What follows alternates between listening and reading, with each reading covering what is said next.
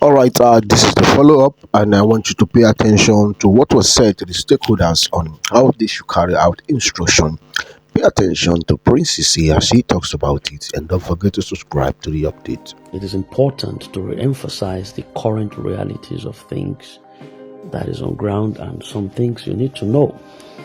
The grant handlers have been given direct orders not to speak to the masses in the community until actual disbursements commence. Yes, the silence can be painful. It can be so frustrating. It can even feel like betrayal to those of us who have waited so much patiently, some for months, others for years, some turning to decades. But I urge everyone listening to this now to understand one thing, that this silence is not cowardice, and it is certainly not indifference. It is a strategy, a shield to protect the process from being sabotaged at the final lap. The burdens of silent battles you might not understand. Many among us have questioned, why did they stop updating us? Why did they vanish from the public communication when we needed assurance the most? But think about this. The very people who brought us this far, the same people who risked their careers, their reputations, and even their personal safety, have now become the ones that some ridicule among us. They are now painted as deceivers, as manipulators, simply because they chose to protect what matters most, the actual disbursement. The truth is, the government's repeated unfulfilled promises and unexpected bureaucratic maneuvers have placed these grand handlers in a corner. Yes, they have placed them in a stern corner, a place where their words can carry more potential to do harm than good. Not because they are liars, but because the truth is constantly shifting in the background due to forces that is beyond their personal control. And every statement they release becomes twisted, scrutinized, and turned into ammunitions to those who do not want these disbursements to happen. Every update they give is instantly weaponized against them in ways that jeopardize the credibility of the process. And so, they've chosen silence not as an act of wickedness, but as a solemn vow to ensure that when they speak again, it will not be about promises, but about results. Very important strategy. Now, there is a glimmer in the darkness. Based on the standing updates and reliable inner circle information, it appears that the county director, Apostle Professor Kenu Akama, or perhaps Apostle Theophilus Aloche Oboin, may begin the disbursement process this week or in the days that follow, even before the so-called pioneer makes any move. This is a shift, a silent but significant rearrangement of the disbursement timetable appears to have occurred after key stakeholders have a decisive meeting over the weekend. That meeting, though not publicly broadcasted, was a turning point. The players in the room understood what was at stake. They knew the fatigue in the air. They knew the pressure from the ground. They knew the thousands, if not millions, of hopeful Nigerians were beginning to lose hope, and they took action. And this is why you may notice a change in how things unfold in the coming days. It may not follow the old order. It may not come through the voices you are used to hearing. But make no mistake about it, the disbursement is no longer a mirage. It is no longer a dream parked somewhere in the distance. It is now a truck revving its engine at the gate, preparing to drive in. And when this begins, it will not wait for anyone. It will not wait for doubters. It will not wait for public approvals. It will not even wait for applauses. It will suddenly move. It will simply move. So a new dawn has come. Now, some may still ask, how can we be sure that this is the week? Haven't we heard similar things before? Haven't we been disappointed again and again and again? Yes, of course, we have, many times over. And we would not insult your intelligence by pretending otherwise. No, your pains are real. What you suffered behind closed doors are very real. They are very real. We have seen dates come and go. It's so pathetic. We have seen figures paraded on social media. We have seen audio approvals and vanishing promises. But what is different now is not just words, it's the silence. This level of coordinated quietness among top handlers and coordinators is not normal. And it's not accidental either. It is the kind of quiet that precedes a breakthrough. In military terms, it's called radio silence before a strike. In spiritual terms, it's God moving silently, preparing to shock the wise and reward the faithful. So I say this with caution, but also with faith. Praise yourself.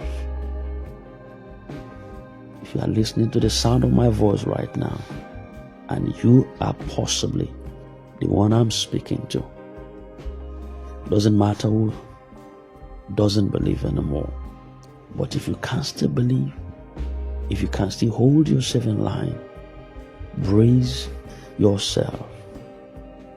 This is the time to brace yourself. Whether Apostle Ken Nwakam moves first or Theophilus beats him to it, or even if an entirely unexpected stakeholders breaks the chain, it doesn't matter. It doesn't matter. What matters now is that the process is real, the funds are near, and the wait is almost over. Our only demand remains the same. Disbursement now without further stories. That's all we ask. That's all we've ever asked. The people are tired but not defeated. Yes, and I believe I'm saying the truth. The people are tired, but they are not dismissed. They are not defeated. Those smacked down, but we are destroyed. And I want to speak now to the soul of the people, to every mother hoping to pay her child's school fees, to every father praying for rentage, to every young man out there or woman trying to escape the endless cycle of hustle and disappointments. We'll see you. You're not forgotten.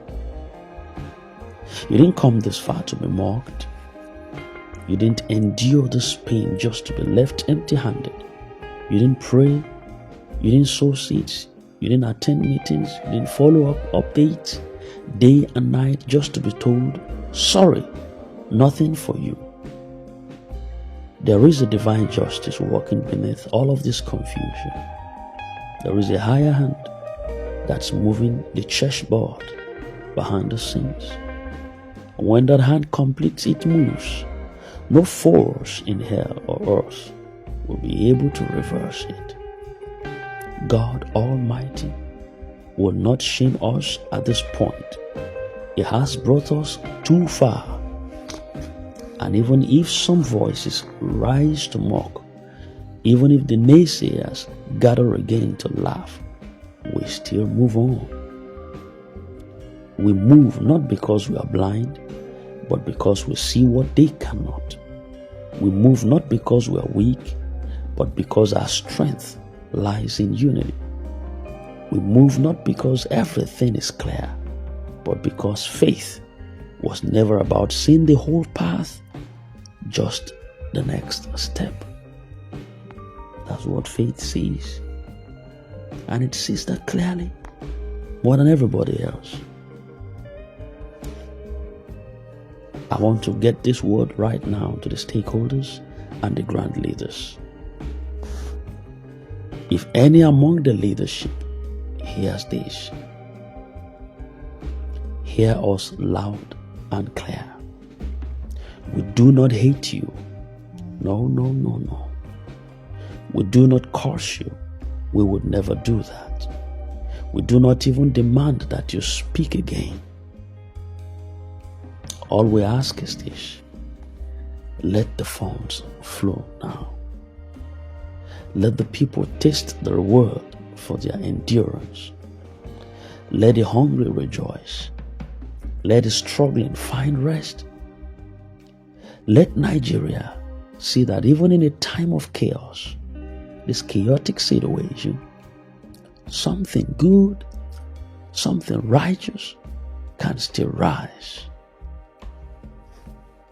Let this disbursement be more than just a transaction that happens between you and the masses. Let it be a turning point in the narrative of our people. There should be a movement beyond the money. And this, I want to talk to you now personally.